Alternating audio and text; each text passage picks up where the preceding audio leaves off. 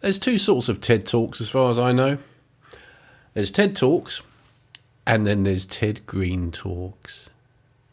I'm really looking forward to this.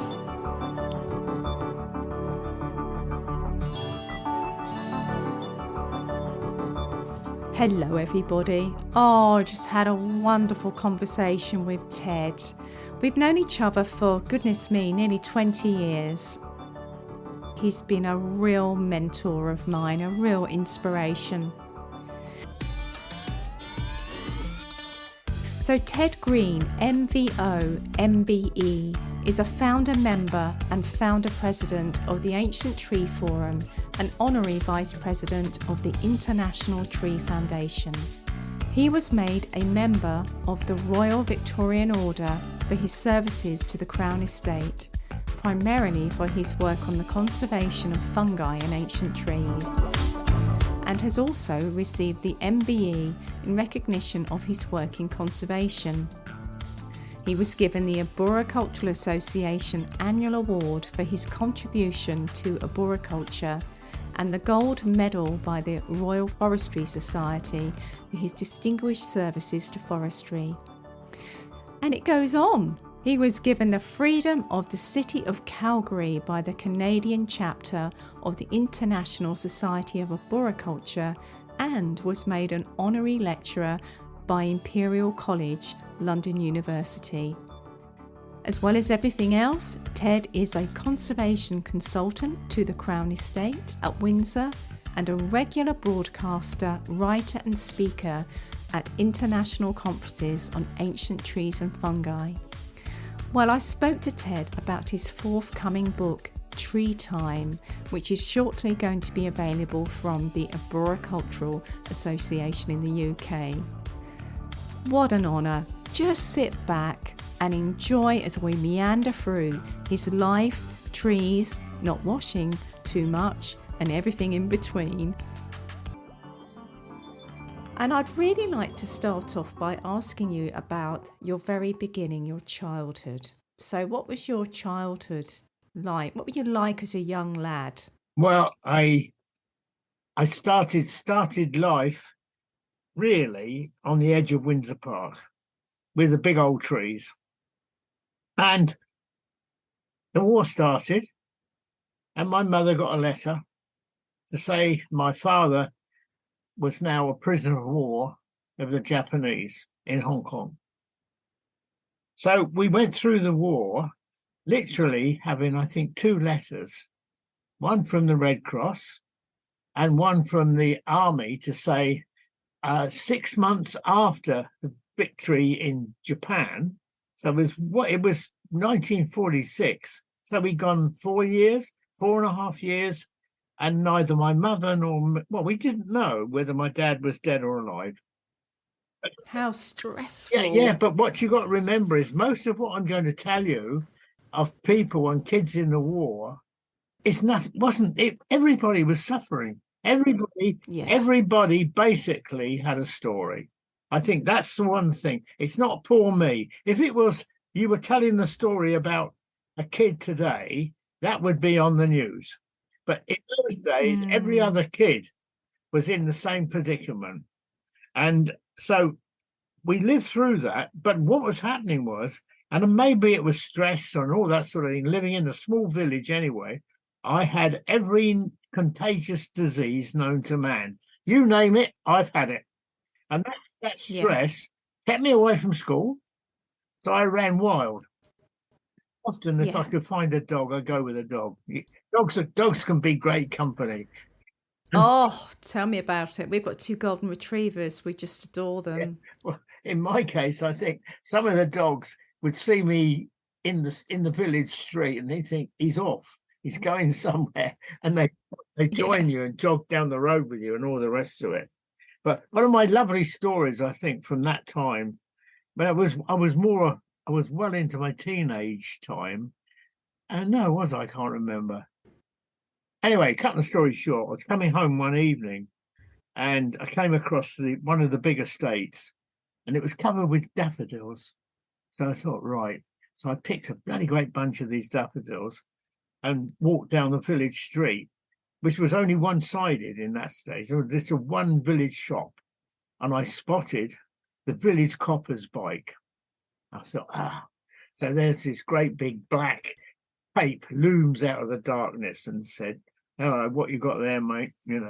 And he looked, and I said, "I've got some daffodils from my mum. I got them from the park." So he said, "Are you Mrs. Green's son?" And I said, "Yes." And he said, "Have you got any news yet about your dad?"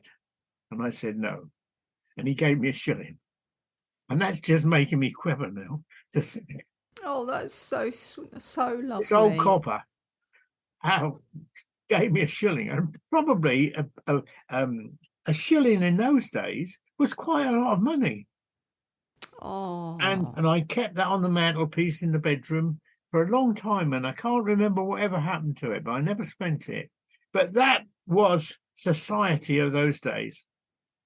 And there was this little kid going home, wondering whether there was a letter from his dad and that sort of thing, and the copper gives you a shilling.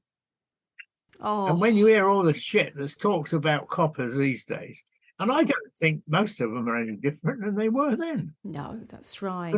Because they do the job. And anybody moans about a copper, I say, you go and do it. Yeah, I'm sure it's really, really difficult. But I think you used to go in the woods when you were young and go exploring.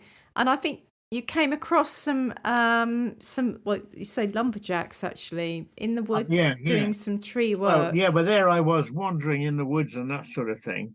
And all the British young men had gone to war.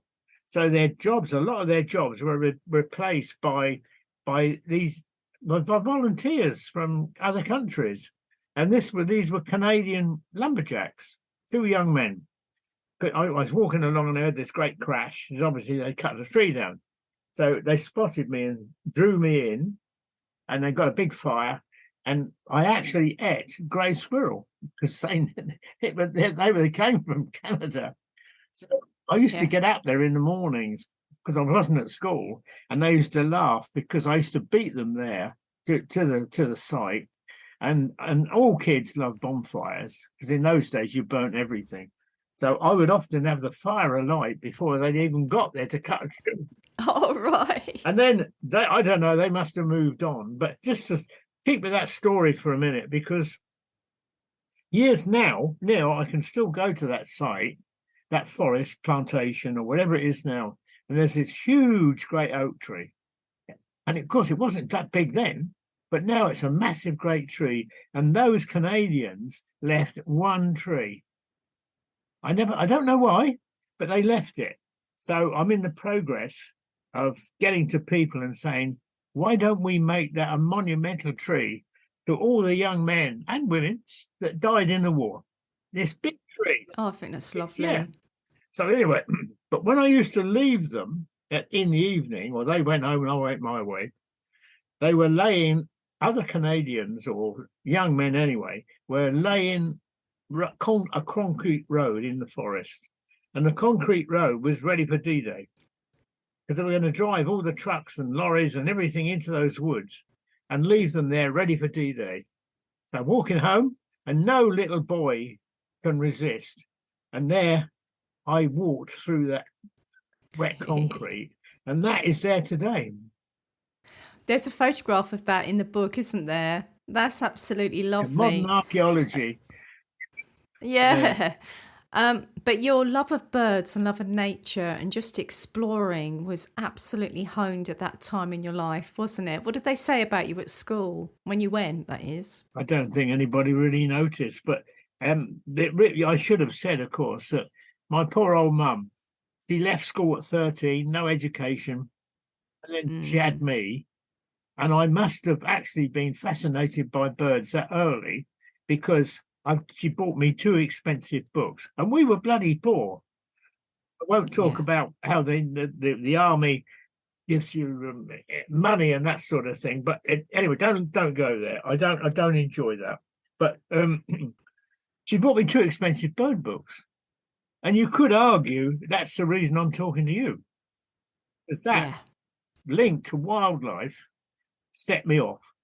And so my school really was the woods and the fields and the flowers and the birds and everything like that, you know. Anyway, the other story was too about the same time, when the Canadians had gone, I met two old, I call them woodmen. These were the men that should have been at home sitting by the fire, and they were cutting the trees down, and they were craftsmen.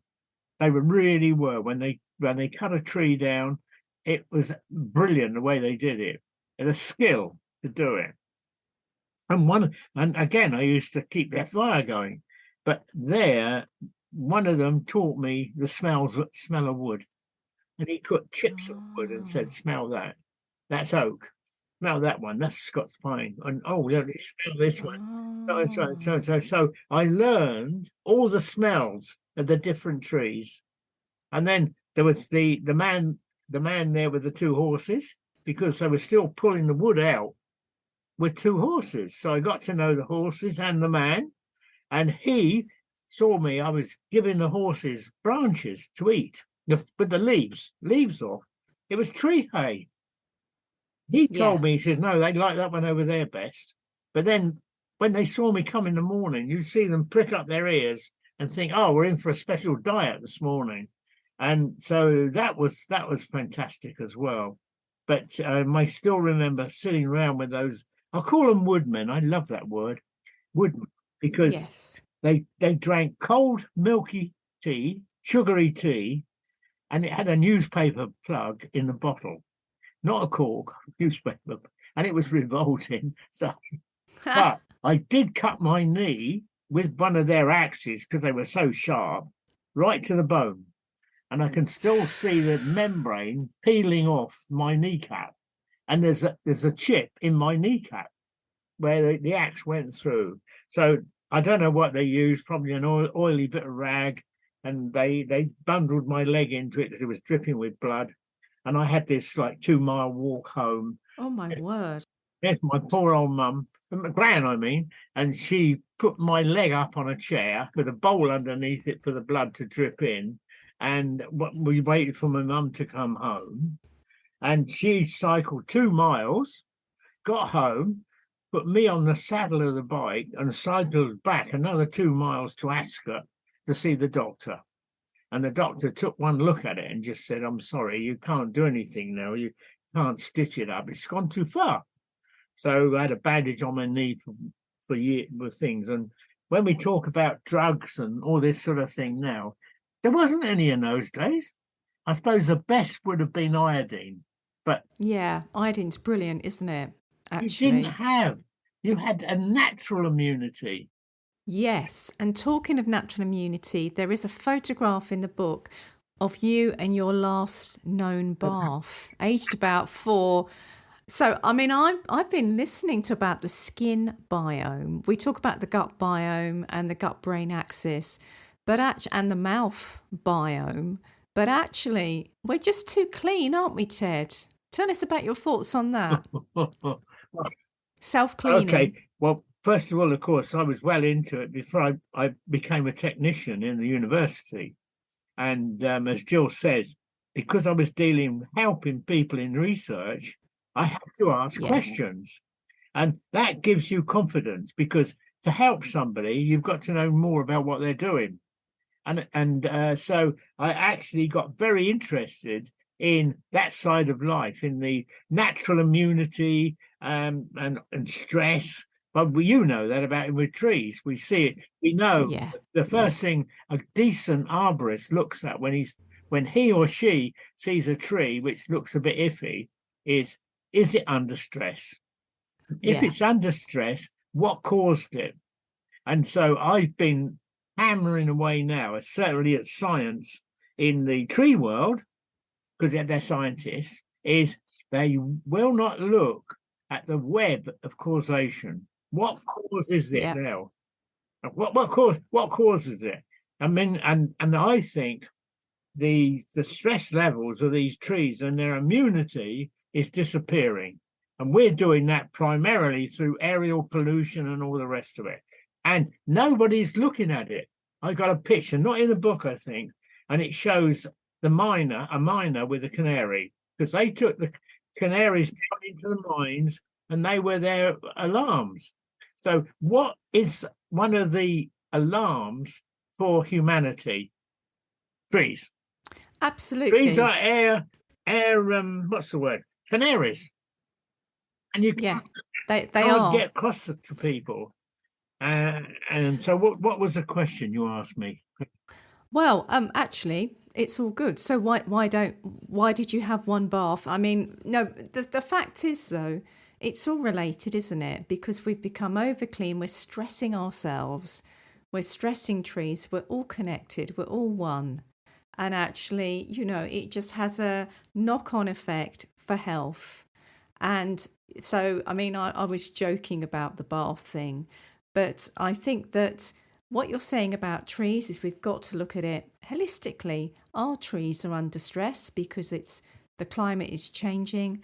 Our urban soils are very poor a lot of the time, atmospheric pollution, heat island, damage to the ground around the roots. All of these cause the trees stress, and then we sort of make it worse.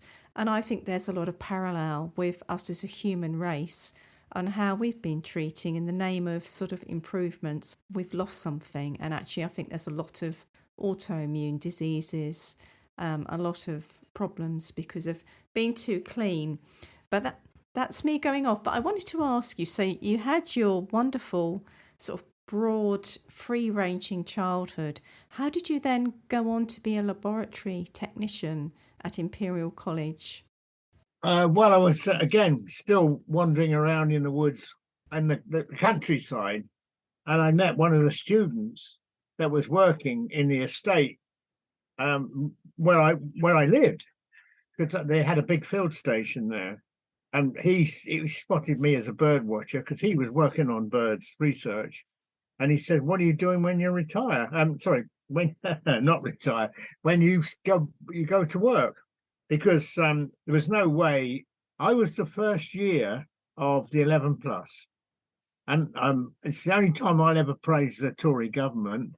But it was the Tory government that started the if you like access to grammar schools, but all the grammar schools were fee paying. And I know his name. I'll think of it in a minute. Red Butler. Red Butler was a Tory, and he set about doing away. And the first year of the 11 plus, excuse me, I was in the first year of the 11 plus, so that gave me a huge step up into the world of education. And then, as I say, this bird watcher said, "Why don't you try and get a job at the field station?" Which I got. And of course, I never looked back, because there I was, very incredibly interested in natural history, being offered a job. And so you'd come through the door and say, "Oh, I'm working on Scots pine and I need to do so and so and so and so. Can you help me?" Because that was my job. Fascinating job to go out and help people. And so then you had to ask a lot of questions. So you learned a little bit about Scots pine, you learned a little bit about lettuce, you learned a little bit about locusts, you learned a little bit about fish. You had everything coming through your door. And the students one year, a long time into my history, I was there 34 years, they put a paper arch above my laboratory, the office, and it said, "This is Ted's room, he makes things happen." Oh, And I tell you what, that's one of the biggest accolades I've ever had. yeah. You got the recognition that you were a helper, that you were a carer. That's the most important thing in life, isn't it? And you weren't jealous that those students were having an opportunity that you'd never had. Because my life was also, I had an incredible opportunity in life to do what I wanted to do. Yeah. So anyway, just to finish what I should have said about the kid in the bath, which is me. So ever since then, and we could discuss it for hours, and that is the new religion. Do you know what the new religion is? Right? No, come on, Ted. Cosmetic hygiene. Yeah, well, I wonder if it's shifting. It certainly has been. I mean, when I was bringing my kids up in the mid 90s, The fashion was everything had to be antibacterial. So me and all the mums, we had our antibacterial spray and wipe. I mean, I shudder.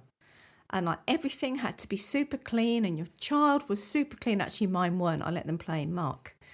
And actually, I think that it's not right. We're not meant to be like that. We're meant to have a relationship with soil, with the earth, to keep it as part of our well-being. And so, you know, perhaps some people are waking up to the fact that we've worried too much about this. Well, first thing you got to realise is that you are 99% bacteria. Yeah, I know. And what, a bit of fungi and phages. No, 99%. Yeah. The baseline is that. Yeah, and, I know. And to think that here we are. And if you think about it, somebody said to me, and I treasure it. They said there was a study done that said that you make your opinion of somebody within the first 20 seconds. So if we look at the conditions that we live under, we believe them. And I go away with lots of arborists and that sort of thing. And the way they scrub themselves to death, and you realize you can't shake them, because they've been educated now. I must have a shower.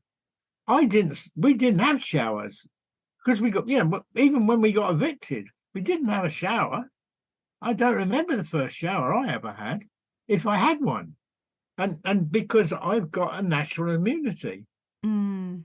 And I mean, everybody now must have a shower, but it's probably the worst thing you can do. If you use plain water, okay, I'll go along with that. But it's then all the douches and all the stuff that you scrub on yourself. You're sexless afterwards because you've lost your whiff. Yeah. Try tell that to a young man now, or a woman. Yeah, that's right. No, it's the obsession of being clean. It's Well, not good for us. And maybe it's killing people's sex drive, Ted. Well, that's going downhill anyway because of the additives we have in the food. Yes. You know, I mean, we can talk all night about organic food, but Mm. the idea of not living on natural food and believing that the other food, and people say to me, I can't afford organic food. And I look at them and I say, can you afford not to? I agree with you. I absolutely agree. I mean, you know, there's a lot of nonsense, not real food out there that people are eating, and it's very worrying. Yeah. But going back to your fascinating life, so whilst you were being this helper, as you call it, helper of people, you had the summer holidays. So I think you went on some adventures, didn't you, in your trusty car? And you had a dog. You had a faithful friend, didn't you? I couldn't take the dog. Oh. No, we couldn't take a dog until quite recently. Mm. The vaccinations, and I mean, she was dead by then anyway. But it was my dog was an experience. And tell me about your dog. Well, she was a Labrador cross with a border collie, I think, but she was, say, 80% Labrador and 10% border collie. So you had the get up and go and high intelligence of a border collie, but you had that laid back, go anywhere, do anything, you know, and incredible. I got to a state within a couple of years of owning her, because she was adult when I got her. You just looked at her and they read your mind. Oh, they do. And then, you know, I always say to people, if you're going to buy a puppy or something like that, take the one that looks at you. Yeah, well, my Barney, our second dog, it's like constant eye contact. Yeah, I just adore it. And it's your right eye, apparently. Yes, that's right. You're told to read the right eye because that's your emotional eye. Yeah, and also that's where babies learn to focus, human babies, with their mother. It's always the right eye, and you look in people's right eye when you want to make a connection with them. Yeah. So what happens when you're like me and dyslexic and look at the wrong eye then? Well, I'm dyslexic too, so it's two dyslexics together here. So you went on these adventures then. Where did you go? Did you start to really wonder about great old trees at that point? I was more interested in just natural history, I suppose, Yeah. birds especially. But it was when I kicked off, it was commonplace to hitchhike. All over Yeah. Europe, especially, you could hitchhike. Yeah, I used to hitchhike And around Europe. I know, remember you telling me about Yeah. going to Italy. Well, I mean, you find it easy, but sometimes men don't. But anyway, so that was the start of it, and gradually you worked your way up from hitchhiking with a tent, then to an old banger, and gradually you. And the thing about it, of course, was that working in a uni, I could get 5 weeks off in a go, Yeah. which really meant I went, and I spent a lot of time, especially in Spain and Germany, not Germany, but Spain and France were the main places, especially when we got into trees. And I spent a lot of time in the Basque region, and they are brilliant people, of course. And the men are one of the major cooks. Did you know that? No, I didn't actually. No, traditional for the men to do the cooking. Oh yeah, and of course, a lovely story about that was that as I got into it and the shipbuilding and that sort of thing along the Basque coast, the Basques. There's a book called Cod, and for people like you ought to read it. And it's about how the Basques in their ships found the Grand Banks of Newfoundland where the cod bred. Okay, so and that's how we got into it, because they were building a galleon, rebuilding a galleon in Spain, and before that they found a longboat, one that you row, and and then the men in the longboat throw out the lines to catch the cod, so they hang, and then they go on, they sort the cod down, and they're in the galleon which goes back home. But and of course, because cod in Spain, bacalao it's called, it's their turkey. It's Christmas and this sort of thing, and it's very expensive. So, but the Basques were fishing the cod, and eventually the whalers followed the Basque galleons to Newfoundland, and then they started whaling. But in the meantime, the Basques had already set up villages and were friendly with the Indians, or the First Nation. It's a lovely word, First Nation. Yeah. And that was a long time before Christopher Columbus. It could be probably 200 years before Christopher Columbus. And I'm fascinated by that. Yeah. So they were fishing the cod. Wow. So as I say, we got involved with the people in the way they cut the trees for the ships, Yeah. build the next ships, which we were doing here as well. But it's and then we've had, as I say, a lot to do with the Basque. They recognize, and Spanish, they recognize the movement that we were in, which was the old trees. So it's petered out a bit now at the moment. I don't think there's any meetings going on between. Well, of course there is. Yes, we're involved mainly more with Spain now than the Basque Country, and we were there recently. And yes, it goes on. And Reg Harris, your mate Reg. Oh yeah. He's going back sometime in maybe March next year, and he's going out to learn how to cut the trees that get the branches, the curved limbs, and then some of the people in Spain are going to come over here with Reg. What a great idea. That's brilliant. so good. Yeah, and they'll have a lovely time as well. Going back to sort of your life, there's a photograph in the book of you looking at a painting of Margaret Thatcher giving her the V sign. Tell us what that's about, but really, in a way, how she kind of did you a favour. Well, she did do me. I mean, the irony of it was, of course, she destroyed science, or tried to destroy science, and that is one of the reasons why the departments were amalgam. And it came to a point was him or me from another department, and obviously it was about he should have got the job because he was a manager. I wasn't a manager. I was a free spirit with the students Yeah.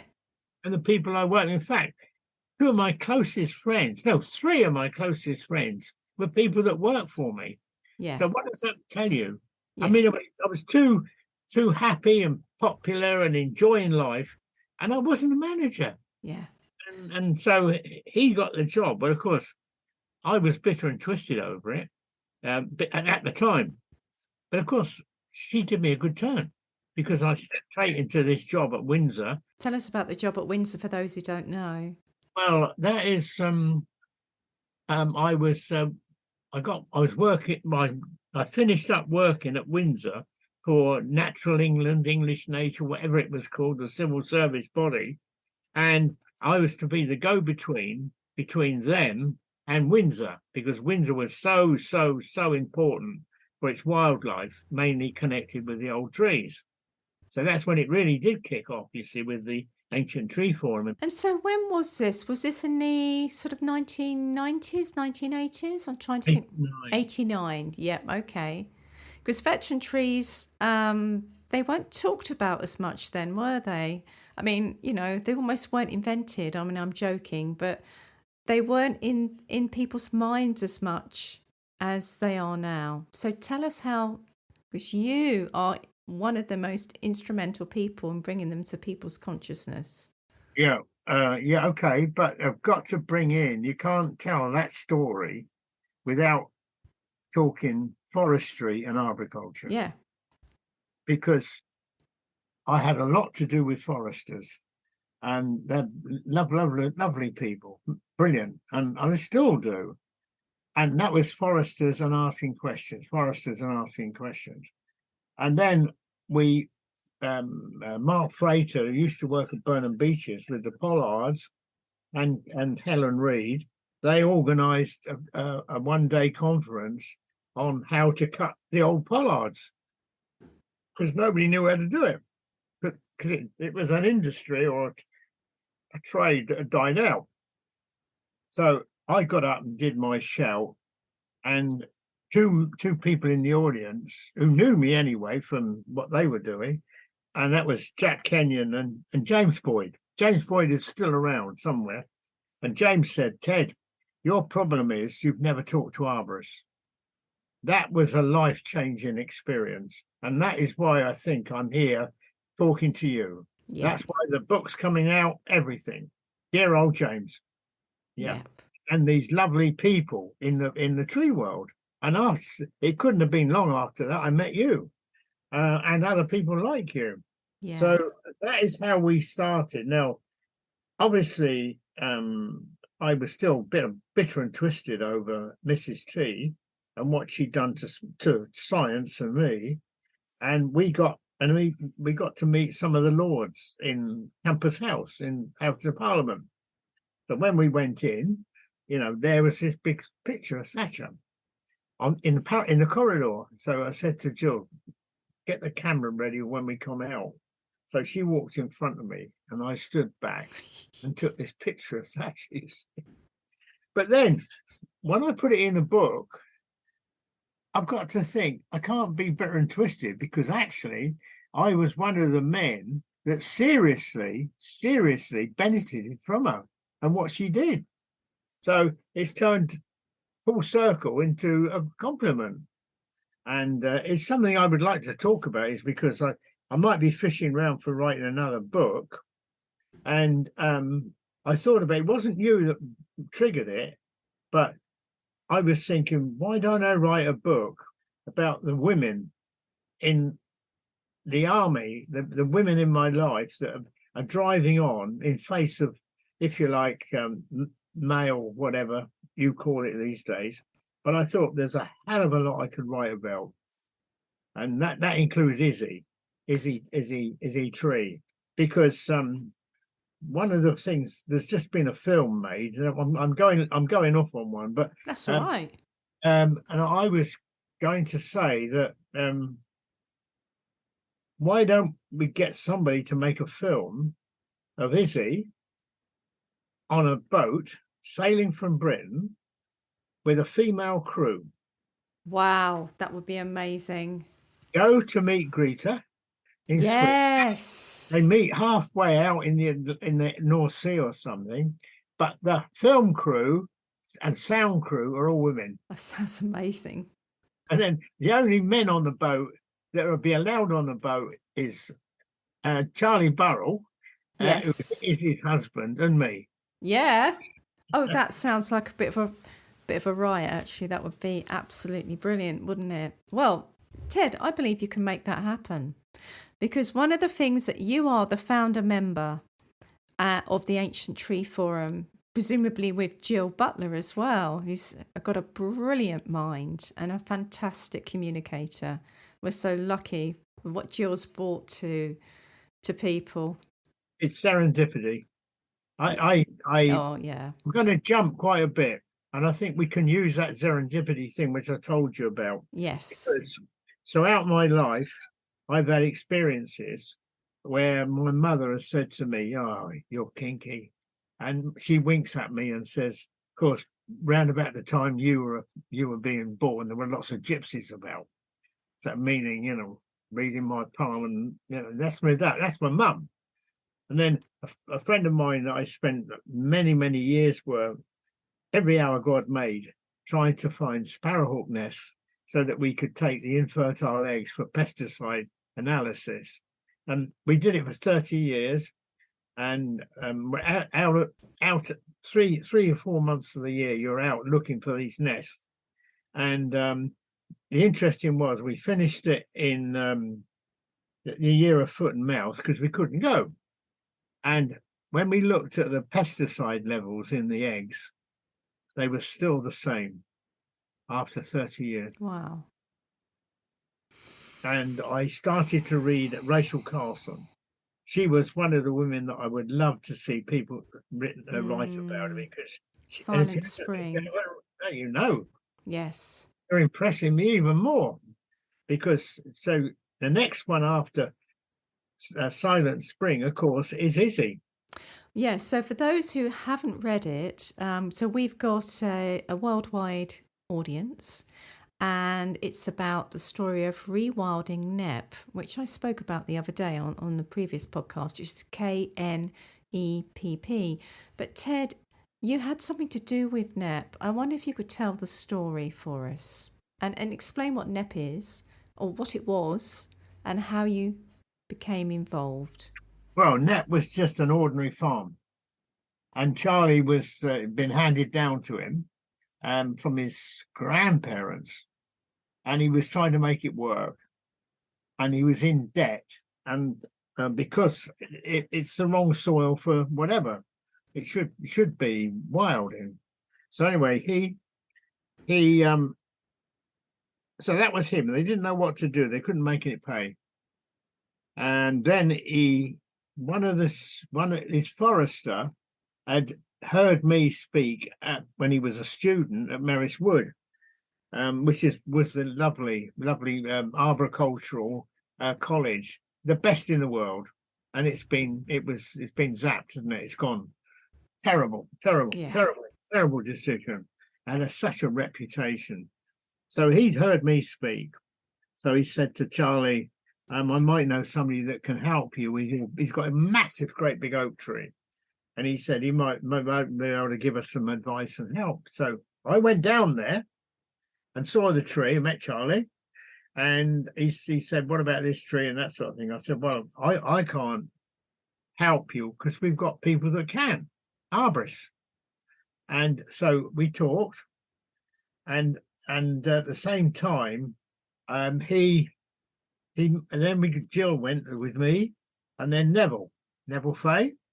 So we went down there, and he'd already spoken to us about things, and he actually helped us start some of the first events, because he got in all the rich people from around Sussex to come for a day. So he would, food on the table, and they'd all come and chops and that sort of thing. And Jill and Neville and me would speak. So he helped us, and he got us to Scotland as well. Where we go? I'll think of it in a minute. Big estate in Scotland. So he was helping us, and then in the meantime, this is where Jill comes in. We had talked about Franz Vera, but Jill really got motor on it, a bit like you. She organised a trip for Charlie to go to Holland to see the rewilding there of this big area called Oostvasterplassen. And actually, again, I'll bring it back to the book about the Wilding book by Isabella Tree, where she really explains about Franz Vera's academic studies about large herbivores. But just going back a tiny bit, you went to Knepp, you met Isabella Tree and Charlie Burrell, and they said to you, "What's wrong with my tree?" And what did you say, Ted? Well, the bit about all his trees was the agriculture. Yeah. Because he was ploughing right up to the tree. And it was, if you like, it meant every time he ploughed, he was breaking up the roots, or at least he was breaking up the roots and the mycorrhizal fungi, which are the other half of the tree. As far as I'm concerned, a tree is in two halves. The bit above the ground is the leaves and all the rest of it, and then the bit below ground is where the mycorrhiza takes off. That's your organic food. So we talked about that, and then, as I say, we went to Holland and met Franz Vera, and then we went. Jill had already organised another day of that trip, and that was to meet, and I always get his name, Wilhelm Overmars, who had been party to a rewilding, and that's what, in other words, a rewilding of the Rhine, which just recently they now credit with stopping the flooding of one of the towns below. Oh, brilliant. Oh, I love that. Yeah. So Willie organised us to go, and Jill organised us to go to see the Rhine. So as they are, there it is. They put the curves back in and the meanders, snaking the river across the floodplain, and a very purpose-built 2-meter wide track. And we're on that track, and we stopped, and we were standing in amongst a group of Galloways, belted Galloways, black and white Scottish cows, very docile, lovely animals. And so there was the calf, there was the heifer, there was the next generation mature cow, then the mother cow, and a big old bull. They're all there right by us. You could pat them. And coming on the well-used track, there was joggers, there were walkers, there were mountain bikers, and then along came a woman with a pushchair with a baby in it and a little dog. Yeah. So Charlie, this was the second day for Charlie, and I saw him look at the bull, look at the woman with the little baby and all the rest of it, and I thought, he's going home to do it. I mean, I went to Knepp recently on an evening safari with my family and loved it, and they've got the fantastic longhorn cattle there. Yes. And I just wonder if the cattle are more relaxed. They're not stressed because they're in an organic, natural environment with a lower stocking density. What are your thoughts on that? Well, no, I think, I don't know what you said, but I can add to it is that all the old breeds, that the black and white belted cows, Galloways, Highland cows, Longhorns, English whites, they're all old breeds, and they've bred in docility. Right, okay. They were the cows that they on the drove roads. I can give you another hour on the drove roads, which to me is fascinating. How they, right from Skye, they walked those cows right down to London to sell them in the market. Can you believe it? It's another... Wow, I want to read about that. Yeah, well, I'll have to give you the name of the book. Yeah. Which is fantastic. Well, we'll come and do another one. Yeah. I mean, and on the cutting of the trees for the tree hay and that sort of thing. Yeah. No, I mean, I just sort of kind of wanted to go through some kind of chronological order of your life, because I would like to talk about the Ancient Tree Forum. Tell us about that in the early days. What was your intention? It started bringing round a few friends, and people that we knew. And I think I like to use the word, the Russian army had a reputation for living off the land and basically no leadership. So we started these and phoned up and got some people along, arborists mainly, but also the people in the ecology, in the natural history world, the civil service people, English nature, whatever they call themselves now. But unfortunately, this is where we went wrong. And I said it right from day one. If we want to get the arborists, other than this few arborists, this core, you've got to do it the weekend, because these people are out there got to earn money. Yeah. So we started by saying, well, somebody would say, well, why don't we go to Sherwood? And the person that said, shall we go to Sherwood, have a meeting at Sherwood, they would organise it. So we didn't, in a theory, have much of it. There wasn't any leadership. I mean, if there was a leadership, I suppose it came from me, because I had the time. I had the time from being part-time working up at Windsor. And so that's how it kicked off. And then, of course, you get more organised and all the rest of it. And Neville became the chair and all that sort of thing. And that is when I gradually petered out, because it was going, it went brilliant, absolutely. And there's no question it didn't go through, but gradually, people gradually moved on. And I'm not sure, I ought to check up to see how long it was that we were this hardcore. And that hardcore is nearly the same today as it was then, but they're not any longer in the Ancient Tree Forum. It's gone off. And at the moment, what we're doing is with Reg, from over your way, we've started what we call the Thinking Arbs, and they are at weekends. So we pick a place, and of course it folded a bit because of the COVID, but it will creep back again. And we have quite a good following. I'm doing a webinar in November, and they've already got 400 people. Oh, is this for the Arboricultural Association, the Wednesday webinar series? They're absolutely brilliant, listeners. So anybody can watch these webinars. Just go on to trees.org.uk and go on to events, and you can book up to see Ted. They're so great because I've been to many of them. I've spoken at one or two of them, and there are people from every single country in the world, and they go on for hours because people are passionate about trees, aren't they? They want to share, they want to get involved, and this is what's lovely about tree people. There's a sort of openness, isn't there? We can't wait to get our passion out there, so highly recommend these Wednesday night webinars. And Ted has done them before, and he was brilliant and slightly amusing. I think you took a telephone call during the webinar.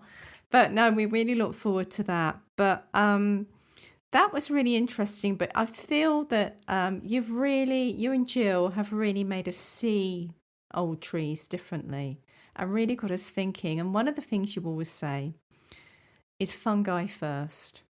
Now, tell me why you will say fungi first. What is it about fungi that you think is so important? Well, a bit like we talked about us being 90% or 99% bacteria. In theory, we believe you can't have a tree without fungi. And the two you've got to think about is the mycorrhizal fungi, which is this microscopic cotton wool which traces itself through the soil. And as a tree produces new roots, it penetrates into the root. And they are what we call the food gatherers. They form a glove around the new root, and then they give that root what there is. So they're the food. That's it. They're the food gatherers. So they're out there searching the soil for the minerals and nutrients for the tree. And just recently, the Swedish people have found that this microscopic filaments, or whatever you want to call them, cotton wool, they can go up to a piece of granite or rock, and they exude chemicals, and they dissolve the rock, and they give it to the tree. Yeah, it's just amazing. I Yeah. mean, another book that I absolutely love is Entangled Life by Merlin Sheldrake. Have you read that, Ted? No, but I wound him up a couple of times. He's a good lad. Yeah. Going on to then you got so they're the food gatherers, and then you've got the recyclers. The rest of the fungi really are the ones that will recycle virtually everything on the planet. And then what they recycle from whatever they're recycling goes into the plant world. So you've got it going round in a big circle. And I mean, it's just a web of life, really. And the two things, you can't take them out. No, and I worry for a lot of new planting planted in sterile topsoil on top Yes. of compacted ground, and then we wonder why the tree failure is so high. I mean, I Yes. know there are multiple reasons why, but I just think it's too sterile. It's almost like a hostile environment. But then Yeah. there's a school of thought that say you should add mycorrhizae, and some say don't. What do you think? Well, as I say, you split the fungi into two groups, and in the food gatherers, the mycorrhiza, you split them into the endo mycorrhiza and the ecto. The endo are the ones that are inside the plant, inside the root, and they don't produce fruit bodies. And to my knowledge, when I was in the swim with these sort of things, they had never been able to isolate one of these endophytic fungi. They're very, very important. And then you've got the Interesting. echos, which are the ones that form the glove, and they're the ones that produce the mushrooms. Okay. So when we're thinking about additives, I want to come back to the endoecto. When we're talking about the additives,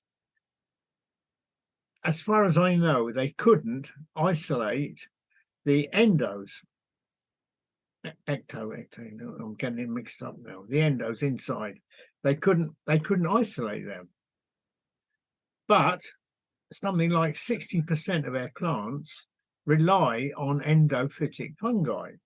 So how can you can culture some of the ectos, yeah, and you can give them to an oak tree or a beech tree or a Scots pine or some of those trees, and of course, boom, you can help them.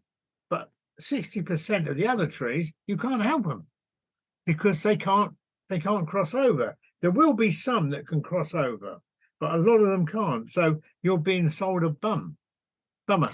And on top of that, of course, is originally there were concerns because the people that were originally marketing these mycorrhizas were using American cultures. Oh, So, big O. yeah, well, you've got to think, what did we do when we went to America?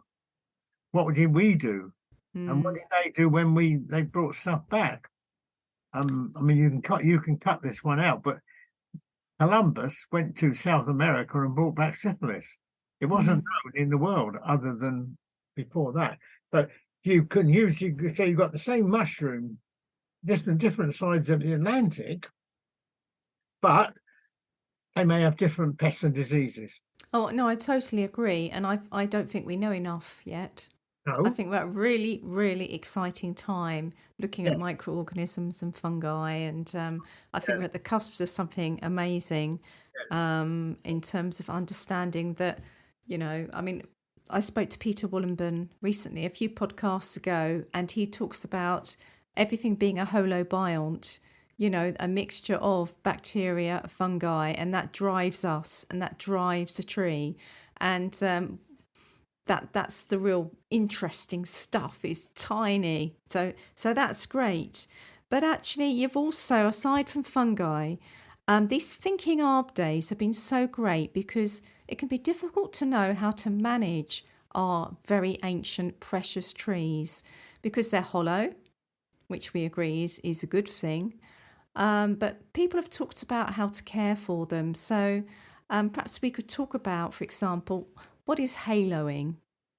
Haloing came about soon after the Ancient Tree Forum started because we were offering advice and we made mistakes. We cannot avoid that we killed a lot of trees because of the advice we were giving people. And then when it and one of the main things was that trees are light demand, oak trees and sweet chestnuts and some of the other trees are what we call light demanding trees. And what was happening to them in their life, hundreds of years and that sort of thing, the competition would grow up around them. And so we were realizing that there were lots of trees struggling for light. And so, and his name is, I get it right, David. Well, he worked for the National Trust anyway. He was an arborist. And he decided that he was going to cut the trees down, the young, vigorous trees, which were competing for the old tree. So when we thought about it, or he thought about it, they were not only competing for the light, but they're also competing for resources. So if you like, because they were competing for light, the tree wasn't producing that many leaves. So that affected the roots, which affected the mycorrhiza, but the trees around them were benefiting from the leaf drops and all the rest of it from the old tree.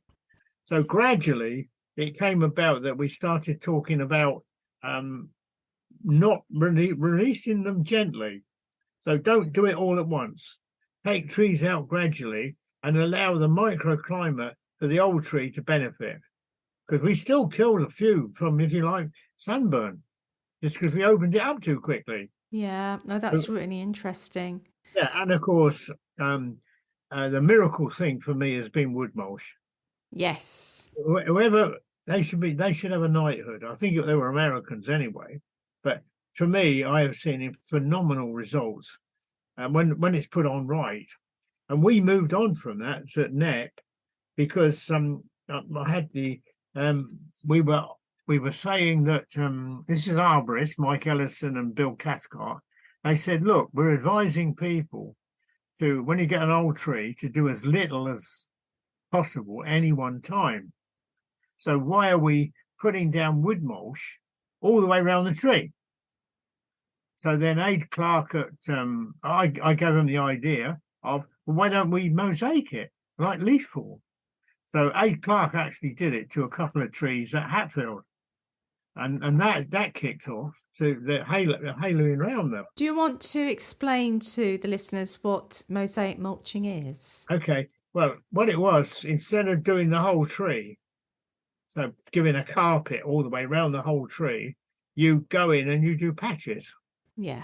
That allows that. So that's a gradual accumulation for the tree to build up and get used to that situation rather than doing the whole tree.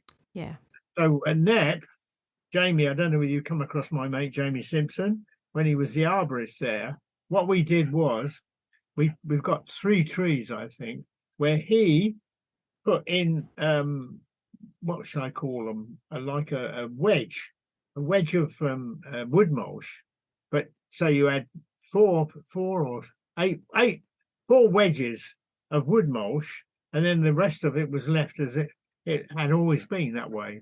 So that's an experiment which we're doing, and it's just recovery.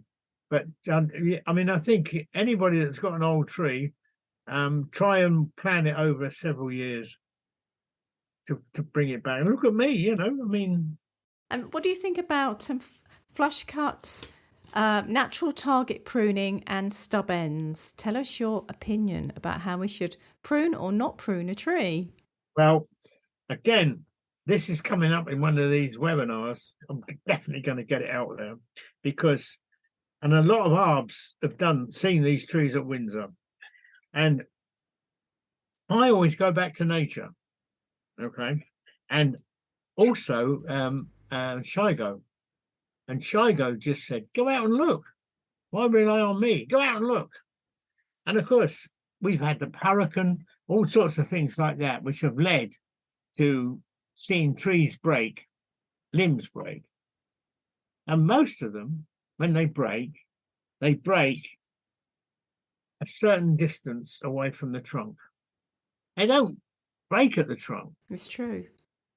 Most of them, I'm using the word most, I'm not saying all, so most of them break out, and you can see it. And if you, how can I put it? Klaus Matek, because I did a lot of work for Klaus Matek, because he hasn't got the old trees.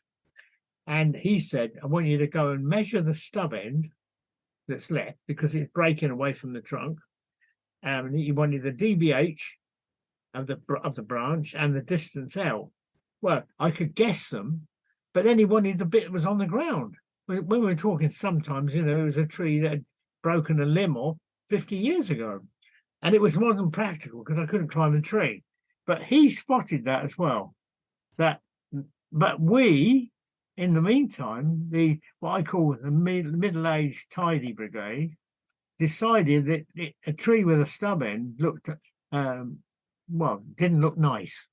And do you know what the word nice is in the English dictionary? No. Ugly.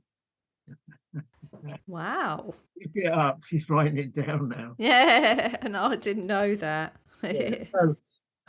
So we were trying to get people to do stub ends, because that's nature. It's nature. Yeah. I mean, if they break at at the trunk, invariably it's because there's been a branch above which is broken. Yes, and knocked it off. But actually, for them to split away from the trunk, like they're trying to do with the branch collar, it's unnatural most of the time. So I'm going to do a webinar on that one. Definitely. That'd be really good. And there's been quite a movement on veteranization. Would you like to explain what that is? Well, what they're doing is they're taking trees and making damaging branches on the trunk of the tree, with the insight of getting fungi established. I think it has worked, but I think the jury is out a lot on that one.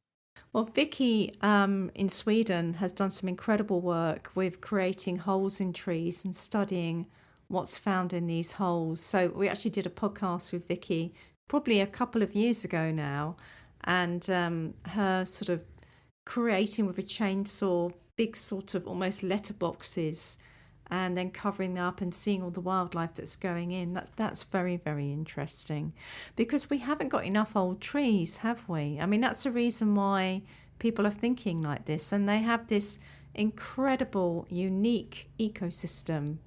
Yeah, but I just got to tell you about the Vicky stuff. I wrote that up 20 years ago. Oh, there you are. I was doing it 20 years ago, and re-erecting trees and stuff like that. Yeah. The original of that sort of work was we erected a hollow. There's a rare insect. It's not only rare in Britain; it's rare throughout Europe, and it's called the violet click beetle. And of course, when the press got hold of it, they called it the violent click. Oh. And as far as we know, and still don't really know properly, it lives in hollow trees, but it lives in the debris of hollow trees. And so when I got this job from retirement, retirement, whatever you want to call it, being a technician, I was a practical. And also, of course, I got to know some arbs.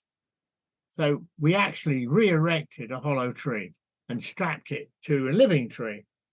And then I had to think about, well, we got to mimic what's inside a hollow tree. So we got leaf litter, sawdust of the same tree, leaf and twigs and stuff like that, birds' nests in it. So I couldn't get it's the bird's called a stock dove. It's a pigeon, and it nests in hollow trees. I couldn't get any of that, so I used racing pigeon poo, mixed this all up and shoved it in the tree. And then I thought, well, there would be dead birds and animals dying there. So I had actually got the odd moggy. Yeah, I knew the dead cat stories were coming at some point. Apologies to all cats owners listening to this No, podcast. no, they went to a new home. So Yeah. put cats in the trees, dead cats, and we got it to work. It took 7 years for the scientists to start looking in the trees, but they found it. So we could mimic this rare habitat. And then somebody said to me one day, "Have you seen one of the mushroom magazines?" I said, "No." They said, "There's a story about a new mushroom to science. It was found on a mummified cat in a hollow tree at Windsor." Oh, well, there you go. Did you get to name the mushroom? Oh, I don't know who did it even.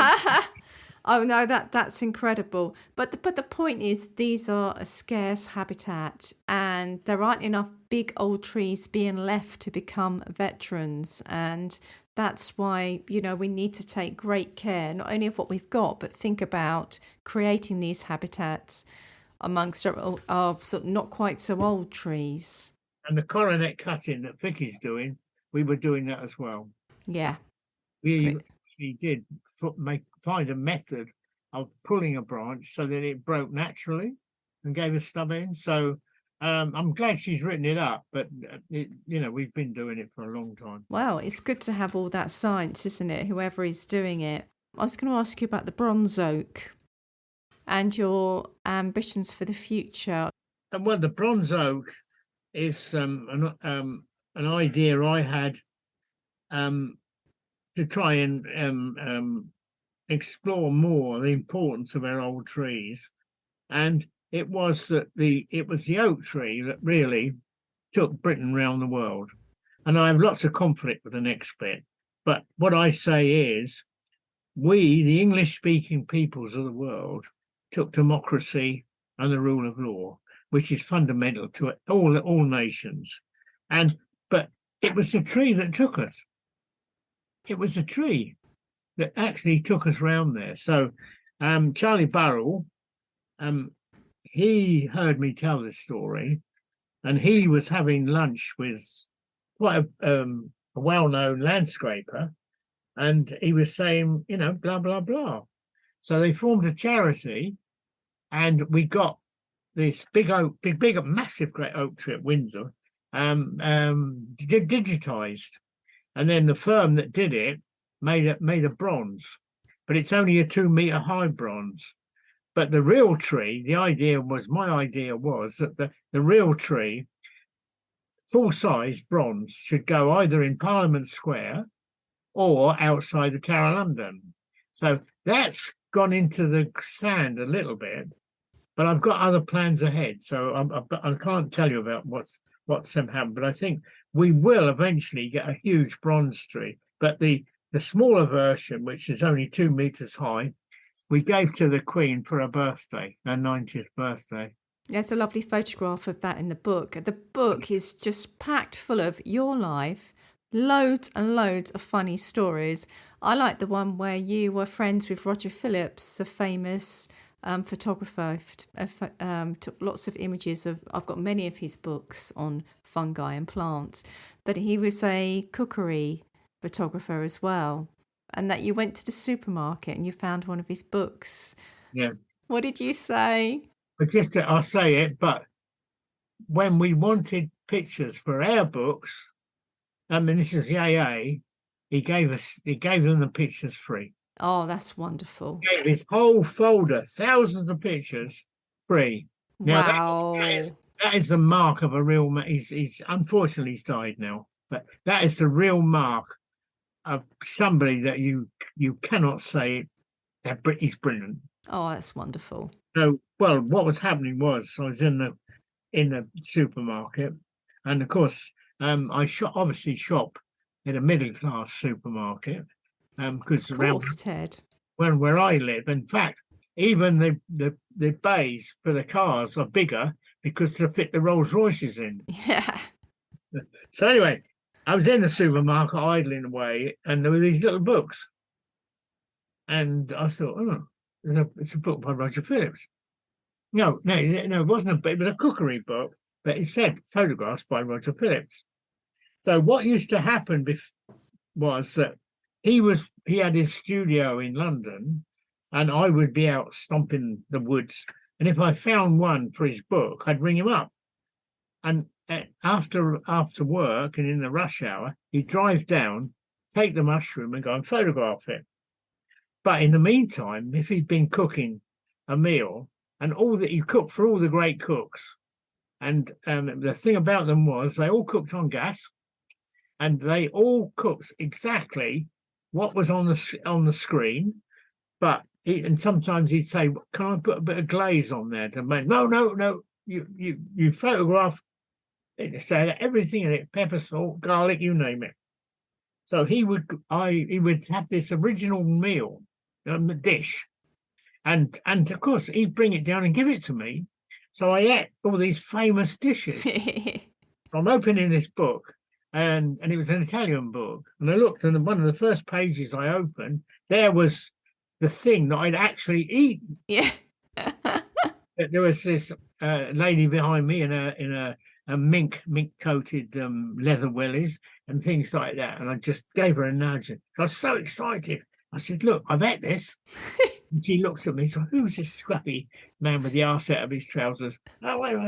Yeah, but it was difficult, even with their language, which is so many thousands of words, to find the actual words in a sentence of what I'd done. Yeah. Yeah. Oh, that's so great. I love that story. Well, the book is absolutely full of funny stories. There's one about me and you, actually, when we were speaking at the conference. So, Ted, you're only 89 years young, and you are fizzing with ideas, which is quite right too. What's the future looking like? What do you plan to do to keep making this world a better place? Hopefully. I think the big problem with mankind is education, and it's all very well us talking about the glaciers melting, the sea becoming acidic, and this sort of thing, which we should all know about. It should be common, but you've got to get across to the people, the communicators. I don't have to do it with you. And several times I've been interviewed for television and radio, and before we start, I say, "Look, give me one question at the end when you've finished." And I said, the question I want is to talk to Rupert Murdoch. He's the media mogul, and say to him, "Look, if you want to be remembered," no, I say, if you carry on producing the media which you're producing, whilst you're recognized today as the most successful media mogul, you won't be, because the planet will go down the tubes. I said, you've got to start having a lot more in the paper for the public. And I'd hate the word educate them, but make them aware of just where we are in the system. And it's not long to go, unless we do something. Yeah. There's no point leaving it to David Attenborough, because he's talking to the converted anyway. You've got to get to the people that don't know it, that don't know what's going on. And then twice I've been able to get to the top dog of Radio 4. Personally, not speaking to him, but going through a media. And I've said, we have a program, an excellent program during the week called Thought for the Day. Yeah. Okay. So why don't we have an environmental thought for the day? Oh, that's brilliant. So twice I've tried it, and neither of the two, whoever they were, liked it. They won't do it. Well, they might do it now, Ted. Let's try again. So if you're listening, Radio 4 Chiefs of Staff, we need environmental thought for the day. Oh, I'm looking at you. I'm going to badger for that. No, gosh, that would be so interesting. It's a bit like the podcast in a shorter form every day. Yeah, no, I think that's really important, because you've got a great audience there. Well, even brushing your teeth with the tap running, that matters. Yes, of course. Everything matters where we use something on the planet. Yeah. And most of the time, it was in a time when it was the year of plenty or something like that. And I think that's the way we have to drip. But I can see you see, on the screen. A lot of it will come from women. A lot of it. You know, there's you, there's Jill, there's Izzy, there's Greta. I mean, you know, you can set this is, you can do it. You don't need it. Yeah. Well, no, we all help each other, don't we, Ted? But I mean, that's really why we do the podcast, is because we want to give people a platform who care about the environment and have great discussions with some fascinating people. Ted, it's been an absolute pleasure. It's been so interesting to know a little bit more about you personally, as well as what we all hear you talk about, shouting out about trees. But thank you so much for opening up. And your book, Tree Time, will be out with the Arboricultural Association very soon. The Arboricultural Association are very good at publicising what they do. So do look out for when it comes out. You can order it directly from them. It's full of beautiful photographs and paintings by you. Yeah. I didn't know you were an artist, but they're beautiful, beautiful paintings of birds. So it will make you laugh, it will make you cry, and you'll learn. So that's what it's all about. So Ted Green, this has been your life so far, and I can't wait for what's happening next. Thank you. Yeah, well, you haven't changed. I think you're great.